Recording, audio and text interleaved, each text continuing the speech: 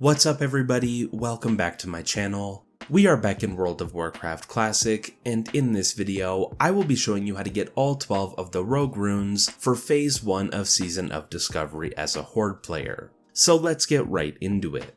The first Rogue rune that you will get will be Shadowstrike. This rune will become available once you reach level 2, and it's very easy to get. Just follow the level 2 quest that you will get from your class trainer in your starting zone. Next up will be the Quick Draw rune. To get this rune, head over to the Tirisful Glade zone, then you will need to go to these 3 circled areas on the map.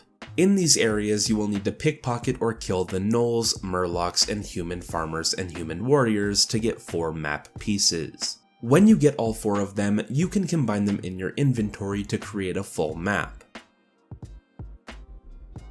With that map, you can then head over to this area and go under the bridge to dig up a chest that will have the Quick Draw rune inside of it.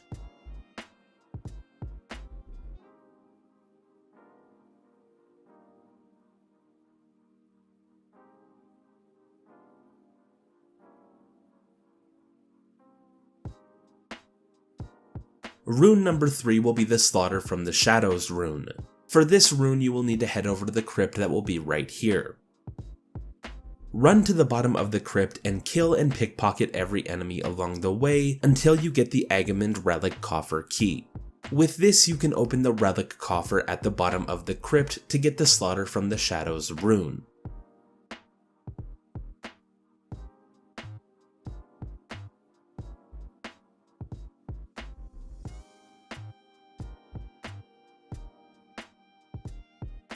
Then from here, run to the east and go back to the murlocs along the coast to get the 4th rune. When you get here, pickpocket the murlocs until you get another key item, then you can use that key to unlock a chest that will be in the water right here. And inside of this chest you will find the Between the Eyes rune.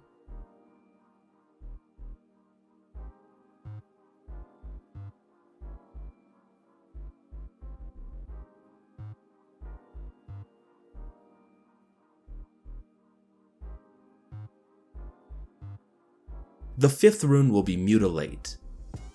To get this rune, head over to this area on the map and pickpocket the captain that will be inside of the broken tower to get his signet ring. Then take that ring back to the town hall in Brew and use it near this table to forge a document. With that document, talk to the woman who will be right beside that table, and she will allow you to trade that forged document for the Mutilate rune. Rune number 6 will be Blade Dance. For this rune, you will need to travel over to the Barrens and go to this area and start pickpocketing the pirates until you get a Buccaneer's matchbox. When you get it, you can take it right here and use it to light a gunpowder keg to spawn a chest, and inside of that chest you will find the Blade Dance rune.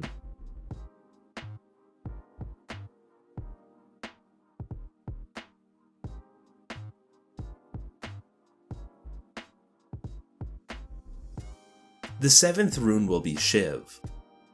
To get this rune, head over to this spot in Duskwood and start pickpocketing the Defias Nightrunner enemies until you get the engraved gold ring. When you get it, put it on, then run over to this spot and kneel in front of the statue to get the Shiv rune.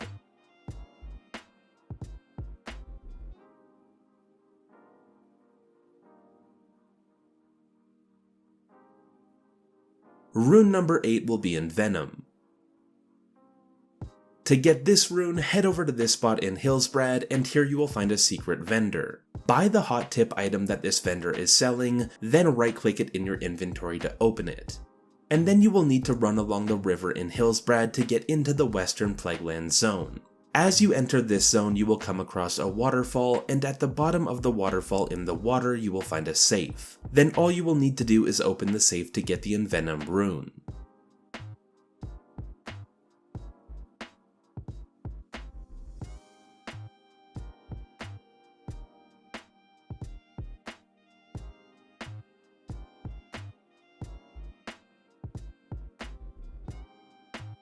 Rune number 9 will be Saber Slash. For this rune, head over to the entrance of the Shadowfang Keep dungeon. When you are on the bridge near the entrance, look to the right and you will see a chest on a cliff. To get to this, you will just need to use your sprint ability and then jump off of the bridge and onto the cliff. Then you can loot the chest to get the Saber Slash rune.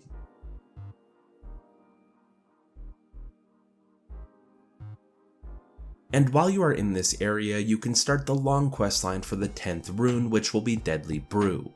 But you will need to be at least level 20 to start this quest, and you will need to visit a mailbox and read the letter that will appear once you reach level 20. For this rune, go into the small house outside of the Shadowfang Keep dungeon and loot the chest inside of the house.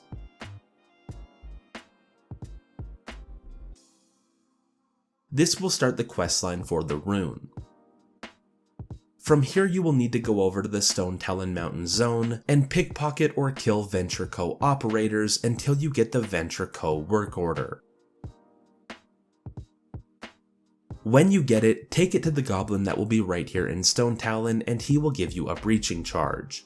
Take this breaching charge back to the Shadowfang Keep dungeon. If you enter the Shadowfang Keep dungeon alone as a rogue, 2 rare enemies will spawn. What you will need to do is go into the dungeon and stealth past every enemy until you reach this door, then use your breaching charge to open the door. From here you will need to sneak into the dining hall and pickpocket the first rare enemy that will be on your right.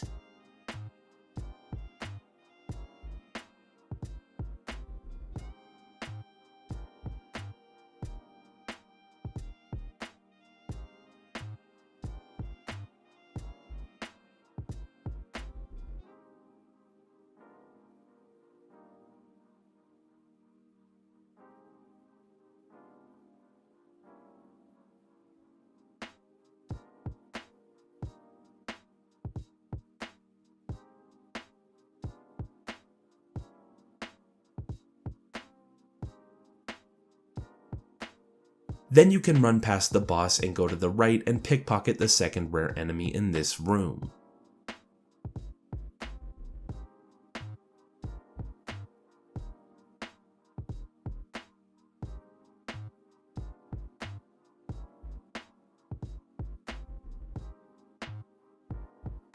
Pickpocketing these enemies will give you 2 halves of a key. Find a safe place and combine them in your inventory to create a key that you can use in the stable area back where you used the breaching charge.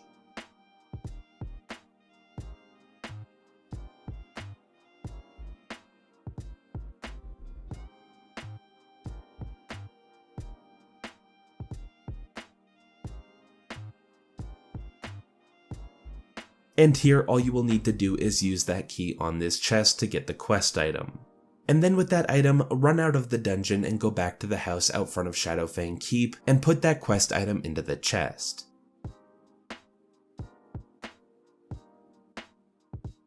Then you will need to make your way back to the nearest city and wait until you get another letter in the mail that will tell you to return to the house and loot the chest again for your reward, which will be the Deadly Brew rune.